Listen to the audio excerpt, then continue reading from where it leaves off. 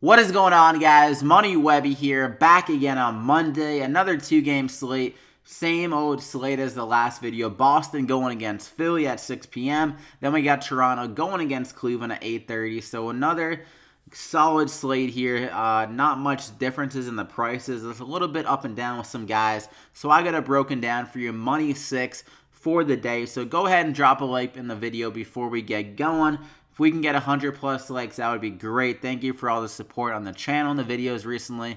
Yeah, let's just keep it going. So I'm going to hop right into it. I have been going with Joel Embiid at the top instead of LeBron recently, but Embiid's starting to creep up to LeBron, and there's some more value, I think, on the bottom with some bench guys getting some more run in their value, just being a little bit better, I think. So I'm going to go with LeBron here in this elimination game for Toronto. I think LeBron is going to have another great game here. Not much really to say. He's just been playing lights out recently. 62, 77, and 69 DraftKings points in the 3 games against Toronto here. And his rebounds and assists were kind of down the last game, and he still put up 62 DraftKings points. So good thing there. I think his assist total will get back up to that 10-plus mark, and he does have the capabilities to force some more rebounds in this game because Cleveland is going with that smaller ball approach like Toronto and Cleveland.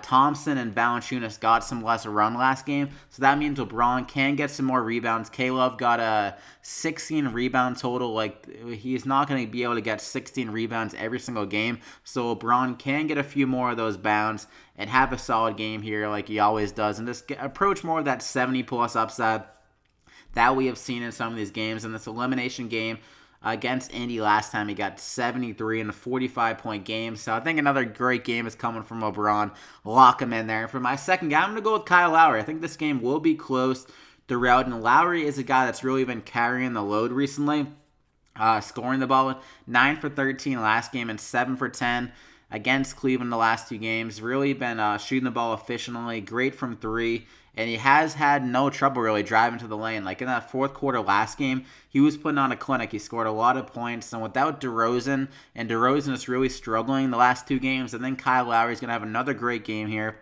He can fill it up with rebounds and assists as well. So I think he can reach that 40-plus upside again in the spot at 8,000 for him to reach 5 times value. Just needs that 40, and the games have been pretty high-scoring, competitive.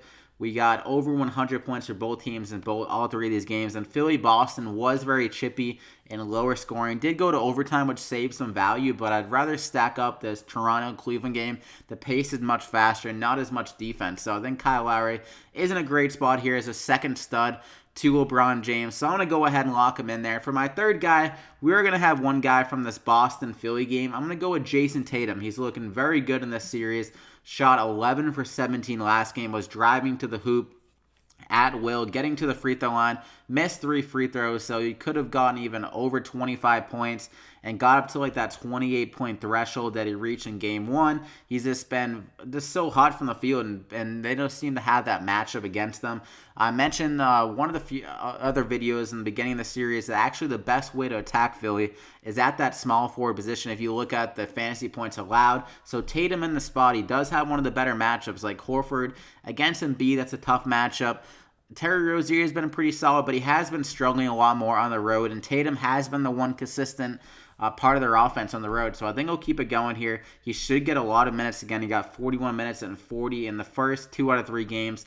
Going to overtime in this second game, they did go with a little bit more bigger with the Monroe in the lineup, so that kind of took away some minutes from him. But with how well he's been playing, especially in that last game, I think he should approach 40 minutes again here.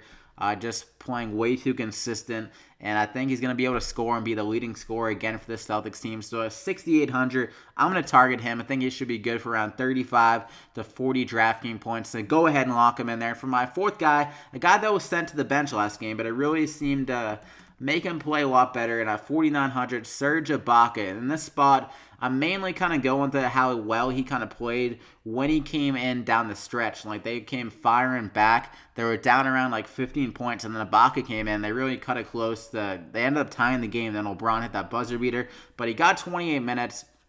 And dropped 30 DraftKings points. He had 4 blocks, so he was great defending the rim. and Jonas Valanciunas only ended up with 20 minutes. Like I mentioned before, they went with that smaller ball approach with Tristan Thompson not playing as much and Jonas Valanciunas not playing as much, kind of up the pace a little bit. I mean, it helped LeBron. Also seemed to help the Raptors a little bit. So Serge Ibaka is a guy that can get around 28 to 30 minutes again here and be able to get some more rebounds with Valanciunas seeing some less minutes and Ibaka kind of running that 5 spot on the lineup now. So Serge Ibaka can definitely benefit from that. Some more opportunities with rebounds and some more block opportunities. He is a solid rim protector with the block, so he can rack up some more blocks at that 5 spot. So a 4,900, nice little price tag. Lock him in there. For my 5th and final guy, we're going to go with Jeff Green, another bench guy in this game at 4,000. He's been playing extremely well against Toronto in these series. The minutes have been solid, 31, 20, and 28. And the DraftKings points have followed, like 29 DraftKings points in that first game, shooting very well, 7 for 8 from the free throw line, 4 for 4. So he's getting some good shots up, hitting most of them for the most part. He got 31 minutes last game. I like that. I like the opportunity at a low price tag. And he's been kind of one of those hidden gems for the Cavaliers. You kind of forget about him, and then he has those quick little spurts of points, and he can get a couple of rebounds here and there, assist. He's pretty active on the defensive end, so I think he can just do enough to return 5 times value, get around 20-plus drafting points, and like I've been mentioning, these role players do seem to step up here in these home games, so I think Jeff Green can be a guy that steps up for Cleveland here again, and like I'll say for the third time, the smaller ball approach can have help Jeff Green with some more run. With Caleb playing that 5 spot, then they got Jeff Green on the court as well. So 4,000, good value. Lock him in there. So that's the core 5. You got LeBron. It's great. He has point guard and small forward eligibility. You got Tatum, Ibaka, Kyle Lowry, and Jeff Green. And from my Dollar Tree play, my value guy, Fred VanVleet. He really struggled last game, but he did show signs of life in this series. Like, he got 24 minutes. He hit 5 or 10, 4 for 7 from 3. Good for 22 drafting points in that second game. And I know he's coming back from that shoulder injury. Like, they're saying that kind of be affecting his shots. But I was watching the game. Most of the shots seemed like they were online. Just wasn't getting some good luck. One of them went in and out from what I remember. So I think in this game, the minutes are there. He got the start over Ibaka. Got 33 minutes. He actually had the best plus-minus on the court. So he was doing some good things for them. They just didn't show up on the stat sheet. He only had 1 turnover. The shots just weren't dropping. So the opportunity should be there for him again. I think he'll be able to hit a few more shots there. And he's definitely a guy that needs to step up for this Toronto lineup. He has shown that he's pissed off in the media. He said, he dropped an F-bomb about the LeBronto thing. So he's definitely pissed off. And I think he's going to come out here firing. And yeah, I think he can return enough value, get around 20-plus drafting points, hopefully, because I was on him game 1. He struggled from the field. I was on him game 3. The one game I was off him, of course, he just hits 4 for 7 from 3. So Fred VanVleet, you better not let me down here. I'm going with you again. I think he's an underrated player, and hopefully he'll show that here in this game. So lock him in there. So that is it for the plays. You got 5,300 remaining per player, and you got LeBron and Kyle Lowry, 2 of the possible highest scoring guys on the slate. So I love this kind of core here with some nice value guys. So go ahead and drop a like in the video. 100+ likes if we can reach that. Thank you so much. Show your support, Money Mob. I appreciate each and every one of you. You can go ahead and follow me on Twitter at MoneyWebby for any updates on these plays. Some MLB drafting picks will be coming out in the morning and all that good stuff. And hit that subscribe button if you happen to be new here to get DraftKings picks for MLB and NBA for the rest of each of the seasons. We're going to have some fantasy football content coming out soon. I do write some articles, so I post those on my Twitter. So if you guys are interested in some MLB season-long articles, some fantasy football articles, you can follow me there, and I tweet out the articles and stuff like that. So I hope you guys enjoyed.